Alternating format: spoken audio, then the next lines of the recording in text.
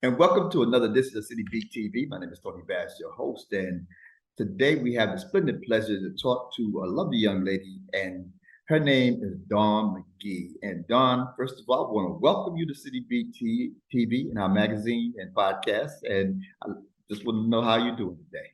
Well, thank you for having me. I'm well. Thank you. Right now, you run a record label. It's called G.L.O.W. and GiftedLeague of Writers. And actually, the record label is called Archive Records, and the artist that's signed to Archive Records is G.L.O.W, which is the Gifted League of Writers. Thank you for the correction. Yes, sir. That's interesting. Yeah. And you yourself were a recording artist years ago. Years ago, yes. And before there was a little Kim,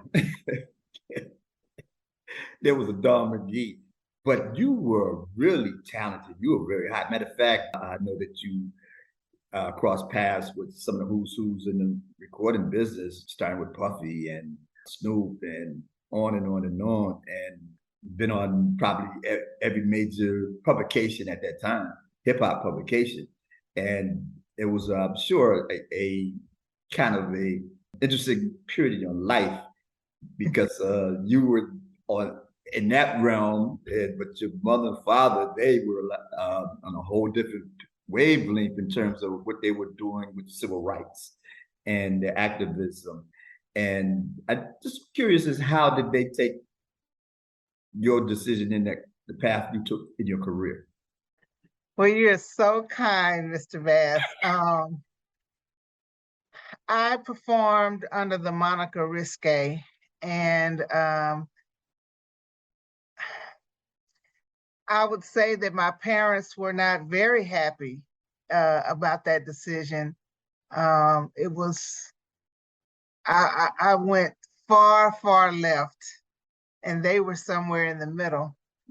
And they weren't happy about it, but they supported my decision to be my own artist.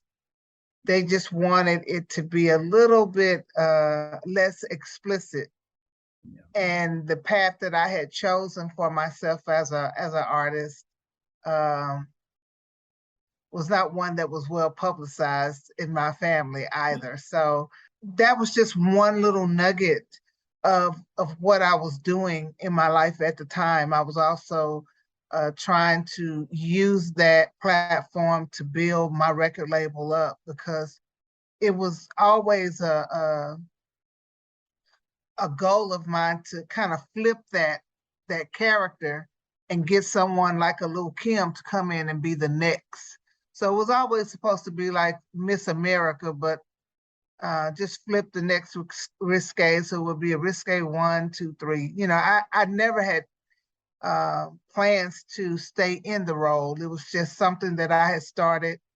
I had an idea for it, and I quickly got out of it though. You know, after about, I would say 5 years, I ended up moving to film work, doing more documentaries and things of that nature. So they didn't have to be disappointed for too long. You produced several documentaries actually. And so I'm just curious as to how you were able to move in that lane. Was it just, just getting off the off ramp, or was it like, well, let's see, I wanted to do something else? Well, I had always been a writer. I would say my mother is a writer. She was a writer, so it came natural for me to just pick up the pen and start writing. But in high school, I was the president of the Creative Writers Club, so I've always dabbled in short stories or poems or just writing, period. At the time, I didn't realize that what I was doing was writing songs. I wasn't looking at it as that, but I ended up getting a scholarship to college for creative writing, and I thought that I would have been a writer. That's what I started, thinking I would be a writer. And prior to that, prior to college, I had already dabbled in the entertainment industry just because my dad was in the entertainment industry. So show business was always on the table. I just thought it would, for me, it would be behind the scenes. And while I was in college, I was able to meet people who kind of opened some doors for me.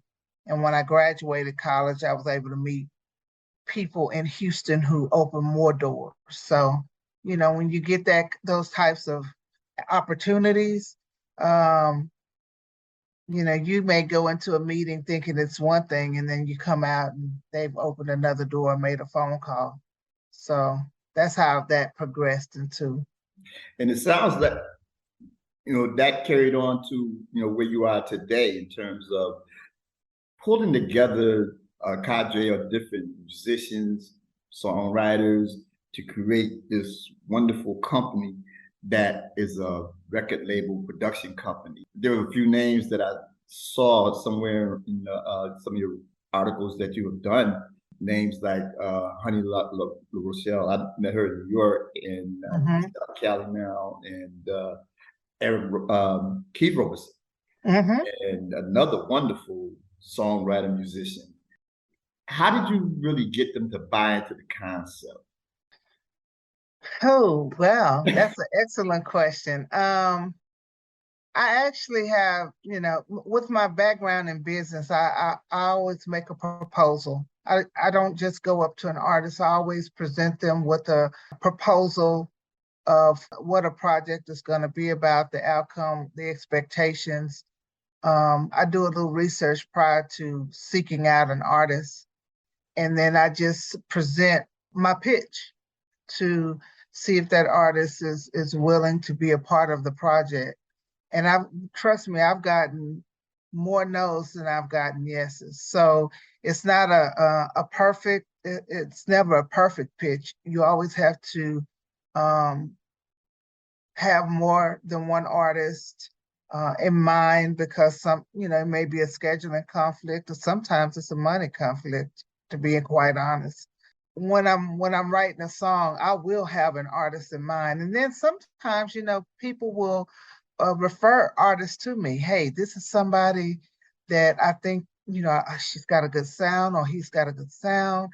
I want to introduce you to them. So I may be introduced to an artist. With Keith, at the time that he chose to do the song, I was very honored and shocked that he was so willing to work with a new producer, because Keith is up there. He's a big time artist himself. He's a big time actor, and so he gave me an opportunity to produce for him, and he was on the set at the time we were doing this song. So, and we were also in COVID, so we had to do a lot of stuff online. So I didn't get a chance to meet him physically, but we spent so much time Zooming and what you call that, FaceTiming and things of that nature, that I felt like I had known him for years. He was a very nice guy. People like Omar, I've just been knowing Omar, from the UK. I worked with Don E. Early in my career. And so one day I said, you know what, I'm gonna do a song with Omar one day. And the opportunity just hit it, came about during the pandemic. That was the time that a lot of artists had a lot of downtime, and and some of them still are willing to work with lesser known producers, people who are seasoned in show business or seasoned in the music business, but it seems like the indies have an opportunity to shine a little bit more since the COVID is taking place. They understand the rawness of being an indie. At first, they were untouchable, but now they understand, hey, the game has changed. So a lot of the so-called commercial artists have become indie artists, and they're a little bit more touchable now. Some of them are newbies that I work with, but I try to look for people who are seasoned and have a good work acumen about themselves, and not just in it to say that they have a song, but they actually want to do the work to be an artist, because it's very hard work. So that's how that came about. What you're doing now, is this the latest record that you're pushing, Give It Up? Or is it the whole LP 10 of Diamonds? Ten of Diamonds was released in 2020. Okay. And then 2021, I followed up with about 3 new singles. In 2021, one was called Come Whenever, featuring V, the vocalist. And then the other 2 were the remixes to Omar's song. And then this year I came out with a couple of singles, one featuring Taylor Pace, that's Give It Up. And then the other one is featuring Frank McComb, and it's called Don't Wanna. So. And that's another big name. I've been knowing Frank for years, Really? for years. In fact, his family was intertwined with my family. Okay. His aunt, we promoted a lot of her records at our record store. I've been knowing him forever. I just never had the opportunity to put together something that I thought was worthy of his talent until now. What I wanted to talk to you about now is, well, what's next for Dawn McGhee and G.L.O.W. exceptionally musically? Well, I get that question a lot about what's next. And it's all for an indie company and an indie artist like G.L.O.W. or my company Archive. It's never a next. You always have to promote that which you've already created because it did not cross over to the commercial side. So what's next is the still promotion of what you created, and then possibly a couple of more new nuggets to add to that. I've got a record that I cut with Kurt Jones. Kurt Jones used to be a member of Slave, Aura, and Deja. He had some #1 singles like Are You Single and Why Don't You Make Up Your Mind? And so he's still doing music. And we had cut a record a few years back that I never released. So I'm thinking about going back and getting some of those songs out of the archives and updating some of that music and just putting those artists back out on the table who are in my position. They're all indie artists. They still have something to offer the music business. They understand the legwork that it takes to actually grow a record. They're not too, say, big just because they have had success in the music business. They're not too big to give an interview, a Zoom interview, or do a radio drop or things of that nature. Those are the types of artists that I want to work with, not the people who feel like they don't have to work. You actually have to work. You have to crawl before you walk in this industry. Still, the formula is still the same. And that's who I'm more interested in. So that will come.